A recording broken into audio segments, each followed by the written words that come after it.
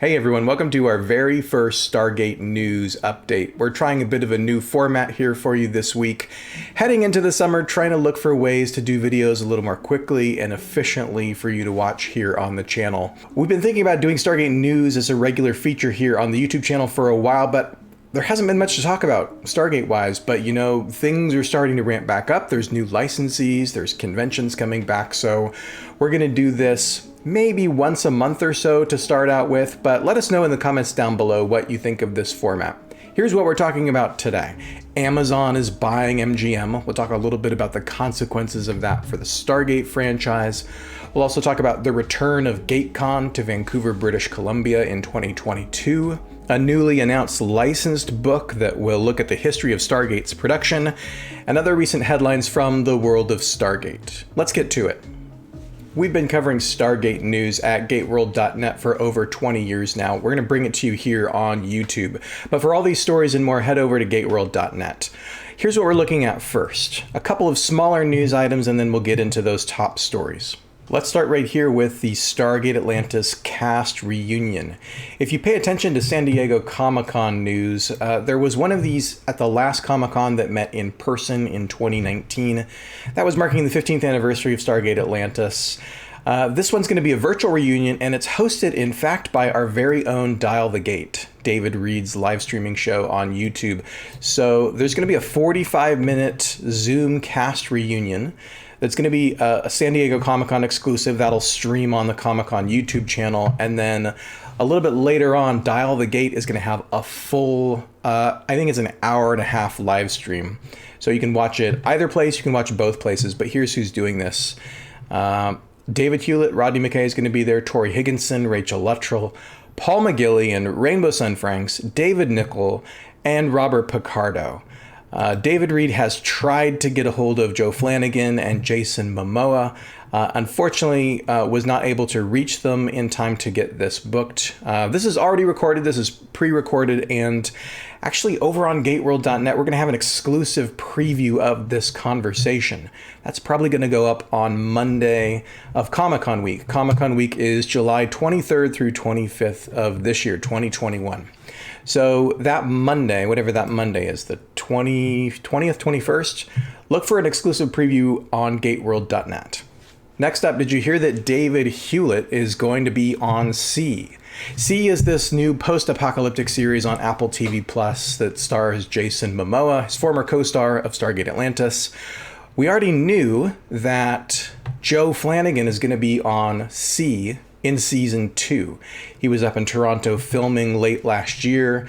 Well, now it's been officially announced that David Hewlett is also joining the ensemble cast for season 2, set to premiere on Apple TV Plus on August 27th.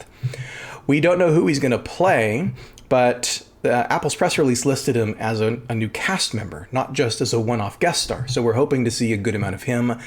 And hopefully we get to see David on screen with Joe and with Jason. It'd be really cool. I haven't seen C yet. Let us know down in the comments below if you've watched it and what do you think of this series. Definitely want to catch up on this in time for season 2. We tweeted this out, and David himself here actually tweeted a thanks at us and at Jason Momoa for making this role possible for him. It's going to be super cool. Next up, Ming-Na and Jason Momoa are both getting stars on the Hollywood Walk of Fame. Really cool, really excited for two members of our Stargate family. Two Stargate veterans are getting stars on the Hollywood Walk of Fame. Ming-Na Wen, of course, played Camille Ray on Stargate Universe. Then she went on to, you might know her before her Stargate days from ER, As the World Turns, Street Fighter, the voice of Mulan. She was on Stargate Universe, and then from there, of course, she went to Marvel's Agents of S.H.I.E.L.D., and now she's in the Star Wars universe. Now she plays Fennec Shand in The Mandalorian and The Bad Batch, the new animated series. Jason, just a little bit about his credits here. His big break was Stargate, right? I mean, he was on Baywatch before, he was on North Shore before Stargate, but Stargate Atlantis, I think, was his big break. Everybody says it's Game of Thrones, but of course, Jason was ours first before he was Khal Drogo. Jason's career, of course, has been huge since his Stargate and Game of Thrones days. He's now Aquaman. He's going to be in Dune. The remake of Dune is now set to come out in October. in theaters and on HBO Max. So really excited. Congratulations to both Ming-Na and to Jason. Now let's get into the big top stories here. Amazon, as you may be aware, has announced that it is acquiring MGM. It's purchasing the entire studio and its library for more than $8.4 billion. We've been talking about this on GateWorld for several weeks now since this was announced in late May.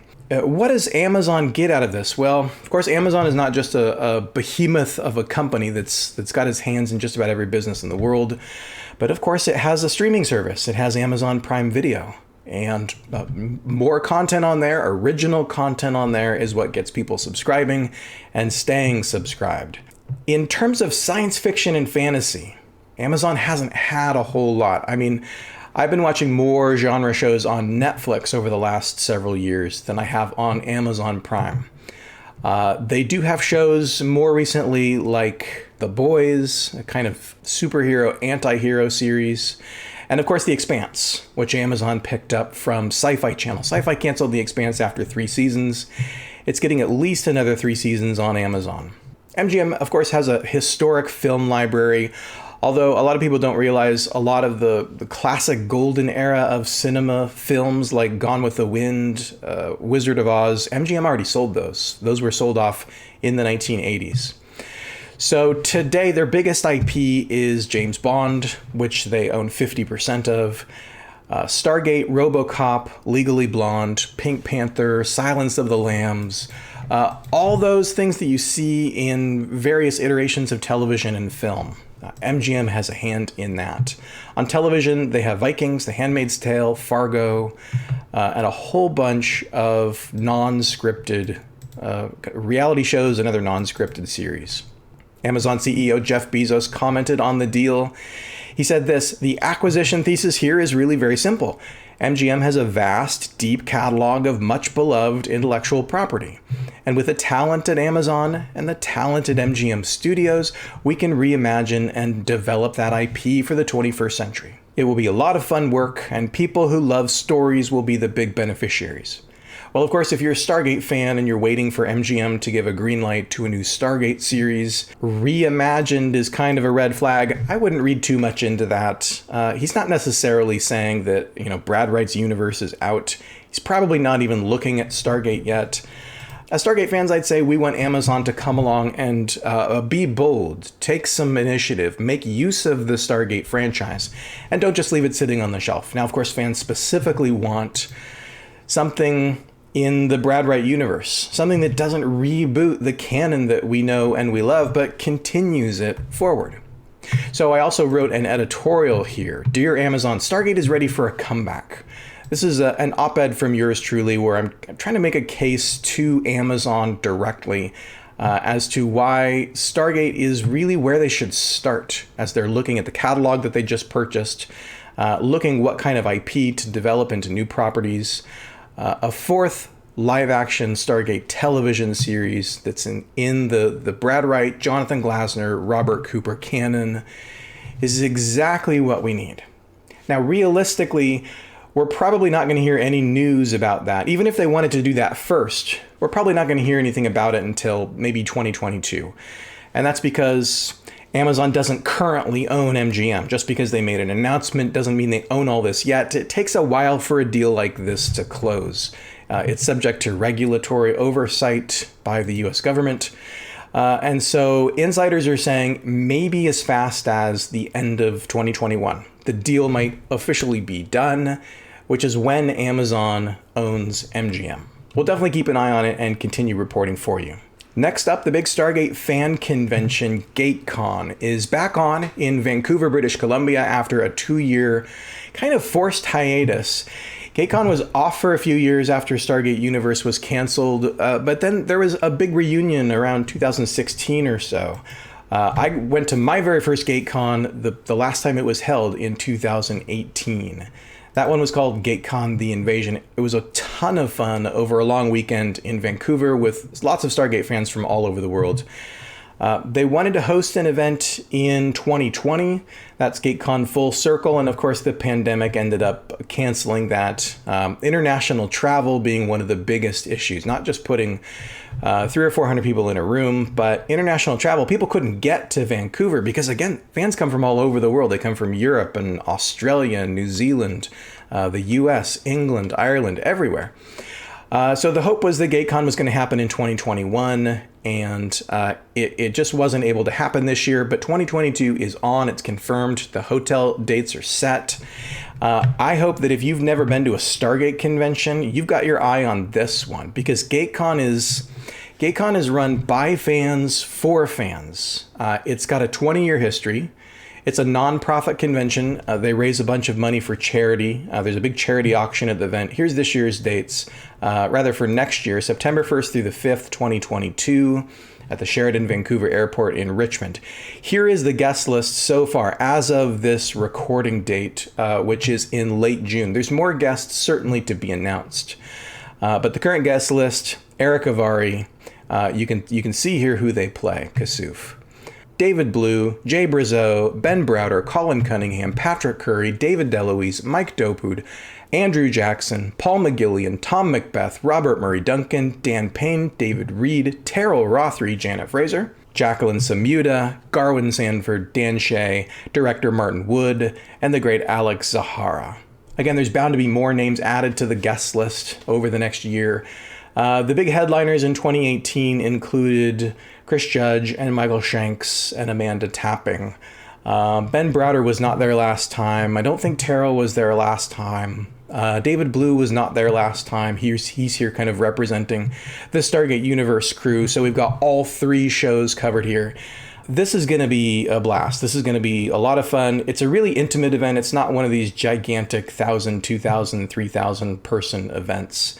There's several hundred fans and lots of talent because it's easier for them to get here, right? Stargate shot in Vancouver. This is where a lot of these folks live. So check it out. Definitely go to gatecon.com and look at the sort of breakdown of the ticket options. In fact, we're going to be doing a ticket giveaway for Gatecon 2022 over at gateworld.net in the coming weeks. So also keep an eye out for that. In our final bit of news here, there's a brand new licensed book coming from Hero Collector. This is the publisher that's associated with Eagle Moss. Eagle Moss has already announced that they're doing a line of Stargate ships, the little metal die-cast ships. We're hoping to hear more about those in the next few weeks. But in the meantime, this listing has turned up on Amazon, Stargate SG-1 in their own words. This is going to be a 2-volume oral history written by Ed Gross and chronicling the history of Stargate SG-1. Volume 1 is due at the end of this year. This is in the works right now, and it's coming fast. Hopefully they make this December publish date. The Amazon listing says the target is about 200 pages. Volume 1 will sell as a hardcover for around $35, which sounds about right to me. Here's the description. Stargate SG-1 in their own words, Volume 1 delivers an insider's point of view, examining the show's development, production, writing, visual effects, and more, with comments from all the key actors, producers, writers, and other behind-the-scenes talents who help bring the series to life. Ed Gross has done similar works with his co-author, Mark A. Altman.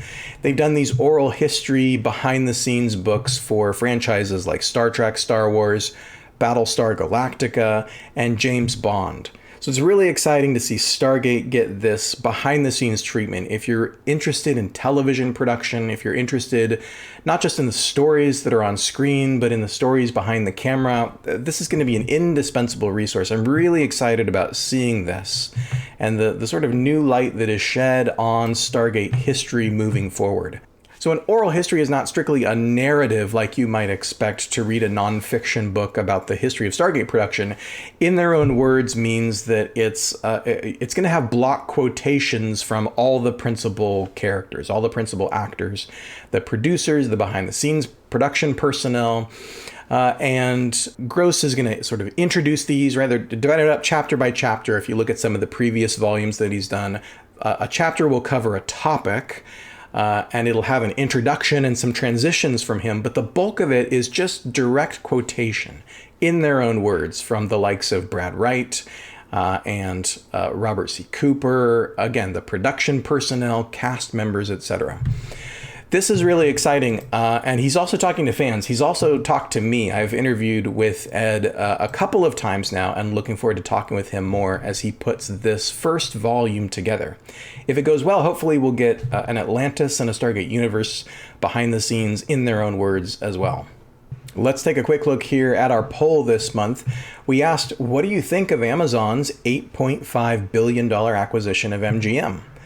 Over on GateWorld.net, great news. New Stargate is around the corner. Very positive response, charging in at 64% of the vote. You can see the breakdown here. Not my first choice, but at least we may get new Stargate. That's 17% of the vote. No opinion, I'll wait and see. That's 14% of the vote. And the negative response, bad news, Amazon won't do anything with Stargate. That's at the bottom with 5% of the vote. We asked the same poll on YouTube right here on the channel, and the breakdown is similar, but this top position, 38%, that's a plurality of the vote. But there's more people who are saying, not my first choice, and more people saying no opinion. Bad news again coming in there in fourth place. Let's take a look now at the comment of the day. This comment was posted on the GateWorld channel by Night Raven, who says, this has a lot of potential given what Amazon has done with properties like The Boys and Invincible. And they do have some experience in the sci-fi genre since they have done The Expanse. And I think that's right. Amazon really does need good science fiction. The Expanse is in its 6th and final season next year. So they're going to be looking for a franchise with a built-in audience that's going to hold that part of their Amazon Prime subscription base. So what they've done with The Boys, with the new Robert Kirkman animated series Invincible, it's really promising. The Expanse is one of my favorite shows. There's no indication, as far as I can tell, of any sort of corporate suits meddling in the storytelling. It looks like The Expanse writers and producers really have been sort of left alone to tell the story that they want to tell. And that's our hope for Stargate. That's our hope that Brad Wright is going to get the green light to come in and tell the story that he wants to tell and make a brand new Stargate for a brand new generation. Well, thanks everyone for checking out our very first Stargate update. Again, this is a bit of an experiment, so if you like what you see, leave us a comment below. If you've got any suggestions, we'd love to hear those too. Probably looking to do these about once a month, at least as often as there's stuff to talk about. So if there's more news in a given month, we might do it a little bit more frequently. If there's not really anything to talk about, then we might stretch it out. But you know what? I really hope that Stargate is coming back, and I really hope that things are going to continue to ramp up. They already are with licensees who are making new Stargate products, some of which are about to come out, like the role-playing game from Wyvern Gaming, some of which haven't been announced yet. We'll definitely still continue to do some of those deep dive lore videos and Stargate lists and other kinds of videos on Fridays, as well as these news updates. So the schedule right now is going to be Mondays, clips from Dial the Gate, Wednesdays, a new video from the Stargate Omnipedia, and then Fridays are going to be videos like this. It might be a news update, it might be a lore video, it might be a list, or something completely different. Meanwhile, check out our website at GateWorld.net for all these headlines, plus what's breaking right now. Thanks for watching, and we'll see you next time.